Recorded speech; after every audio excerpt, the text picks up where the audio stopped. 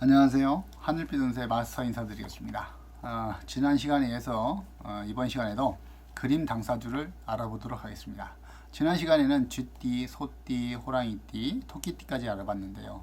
이번 시간에는 용띠, 뱀띠, 말띠, 양띠까지 알아보도록 하겠습니다. 첫 번째, 용띠의 사주의 그림입니다. 용띠들은 그림은 생마를 타고 관복을 입고 성으로 들어가는 그런 그림을 그려놨어요. 이 뜻은 뭐냐면 용띠분들은 이렇게 관록을 먹을 수 있는 운이 있다더라 하는 뜻에서 이런 그림을 그려놨습니다. 그러면 사주의 뜻은 어떤 뜻이 있는지 제가 읽어드릴게요. 생년에 천간성이 비쳐 있으니 지작이 총미나도다. 이 천간성이라는 건 뭐냐면은 하늘에서 내린 재주 재간을 뜻합니다. 그래서 용띠들은 재주가 많고 재간이 많다고 이렇게 말할 수 있어요. 비록 어려운 일을 당해도 임기응변이 능하리로다. 재력이 사방에 있으니 도처에 즐거움이 있도다. 공문에도 출입하니 권리와 부를 모두 얻으리라 이렇게 쓰여 있습니다. 그래서 용띠분들은 기술직이나 또 공무원이 맞다고 할 수가 있습니다. 기질이 활달한 편이고 일을 처리하면 변동이 없는 사람이고요. 아량이 풍부하고 노력하는 특질도 특성을 갖고 있습니다. 다만 고집이 대단한데요. 이 고집으로 인해서 가끔 실패를 보게 됩니다. 그래서 너무 고집을 부리는 것은 좋지 않으니까 이런 것들은 좀 보완하시는 게 좋다고 할 수 있겠습니다.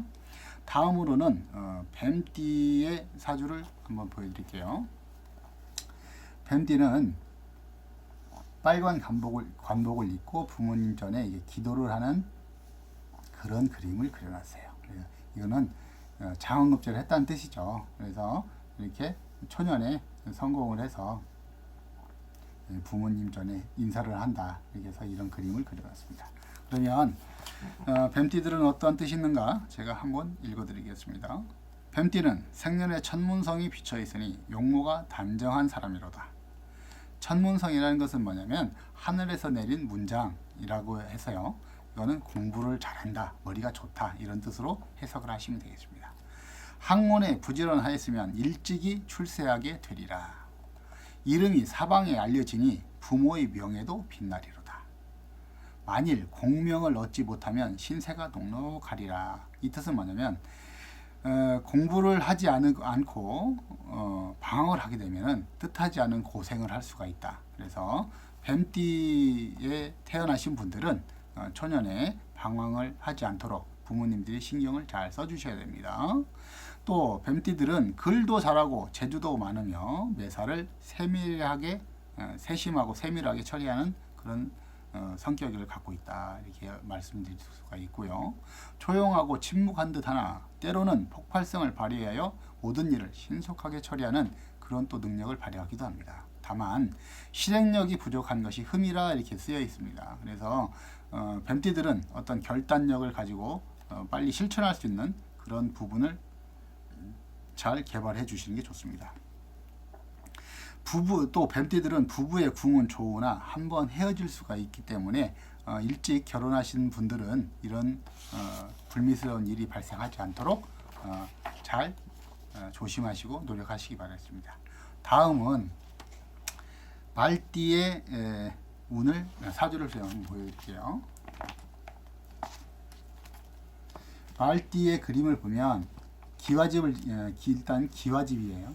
기와집이라는 건 집이 좋다는 얘기를 하는 거고요. 또 두 대회가 마루에 이렇게 나란히 앉아서 있는 그림을 그려놨어요. 그래서 말띠들은 초년에 일찍이 성공하시는 분들이 많고 또 일찍 결혼해도 이렇게 좋게 안락하게 인고 부부로 사는 분들이 많다더라 하는 그런 뜻으로 이렇게 이런 그림을 그려놨어요. 그러면 말띠들은 어떠한 사주의 뜻을 갖고 있는지 제가 한번 읽어드릴게요.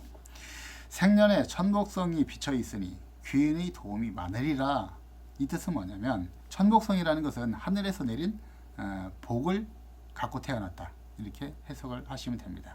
또 귀인의 도움이 많다는 것은 뭐냐면 사람들이 잘 도와주는 사람이라 또 그런 복이 있다, 인복이 있다 이렇게 말씀을 드릴 수가 있어요.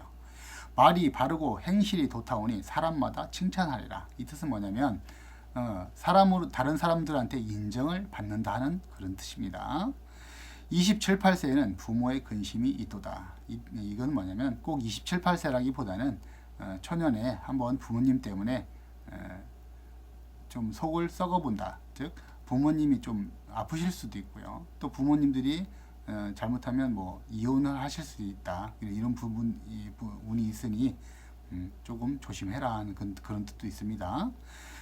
오히려 천목성을 거듭 만나면 오히려 불길한 운도 있다더라 하는 것도 있는데요. 이것은 뭐 다음 시간에 알아보도록 하겠습니다. 또 활동력이 강한 편이고 임기응변도 잘한다. 다만 사교성이 좀 떨어집니다. 그래서 복록은 갖고 태어났지만 조금 이런 사교성을 떨어진 부분이 있기 때문에 부모님들이 어렸을 때부터 사교성을 조금 잘 키워주시는 게 좋습니다. 느리기도 하고 급하기도 한 것이 급하기도 하다. 즉 성질이 고르지 못하다는 뜻이죠. 한편 어떤 때는 좋고 또 어떤 때는 되게 나쁘다. 나빠서 이 사람의 성격을 판가름하기 어렵다. 그런 뜻도 됩니다. 의식이 풍족한 사람이고 사람을 쉽게 사귀고 쉽게 헤어지는 것이 단점이라고 하겠습니다. 또 사치할 수 있는 그런 부분도 있기 때문에 이런 것들은 조금 조심하시는 게 좋습니다. 다음 양띠의 사주를 알아보도록 하겠습니다. 양띠는요 이렇게 지팡이를 짚고 길을 걸어가는 그런 그림을 그려놨어요. 그래서 양띠들은 초년에 집을, 여기 집이 있죠? 집을 일찍 떠나서 이렇게 많은 경험을 한다. 그런 뜻으로 이렇게 이런 그림을 그려놨어요. 그러면 양띠는 어떠한 사주의 운이 있는지 제가 한번 읽어보도록 하겠습니다. 양띠는 생년에 천역성이 비쳐 있으니 일찍 풍상을 겪으리로다. 자, 천역성이라는 것은 뭐냐면 하늘에서 내린 역마성을 얘기하는 겁니다. 역마살. 그 역마살이라는 건 많이 돌아다닌다. 이런 뜻으로 해석하시면 됩니다. 또 일찍이 풍상을 겪는다. 이 풍상이라는 것은 뭐냐면 여러 가지 경험을 한다. 또 근데 그 경험을 하다 보니까 또 고생도 할 수 있다. 이런 뜻을 갖고 있습니다.